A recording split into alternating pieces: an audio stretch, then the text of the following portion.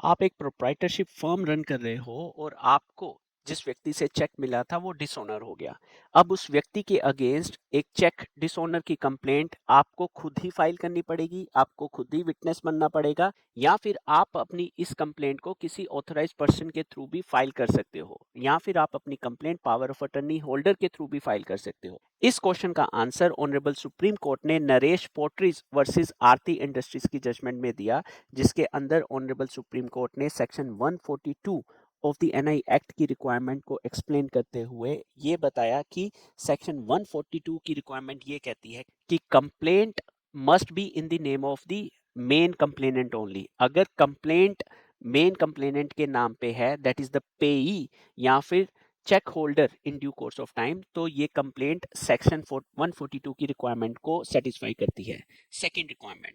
अगर आपके authorised person को कंप्लीट नॉलेज है about the facts and circumstances of the case, about the facts जिसके कारण से ये कंप्लेंट फाइल कर रखी है, तो then he is the competent person to file the complaint on your behalf. इस रिक्वायरमेंट को लीगल रूप से सेटिस्फाई करने के लिए जो आपकी अथॉरिटी लेटर है, that authority letter specifically and explicitly must state that he is the authorized person who is filing the complaint on your behalf, and secondly जो भी वो affidavits फाइल करे उसमें क्लियर कट इंफॉर्मेशन आनी चाहिए कि he has the personal knowledge, he has the knowledge about the facts and circumstances of the case. in this matter Naresh पोर्ट्रीज में ये जो मैटर था फाइल हुआ एक मैनेजर के थ्रू। जैसे ही समन्स के ऑर्डर इशू हुए, जो एक्यूज पर्सन था वो ऑनरेबल हाई कोर्ट के पास गया, इलाहाबाद हाई कोर्ट के पास, और वहां पर क्वेश्चन पिटीशन को अलाउ हो करवाया।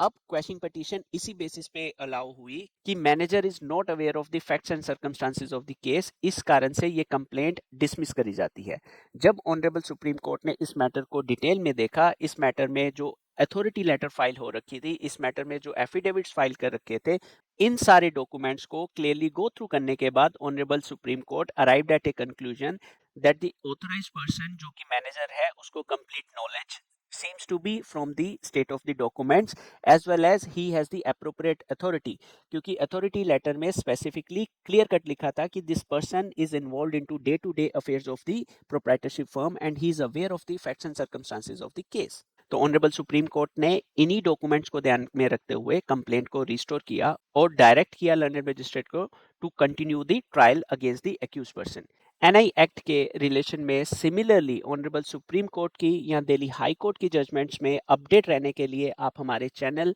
को सब्सक्राइब कर सकते हैं। And thank you very much for going through this video. जय हिंद।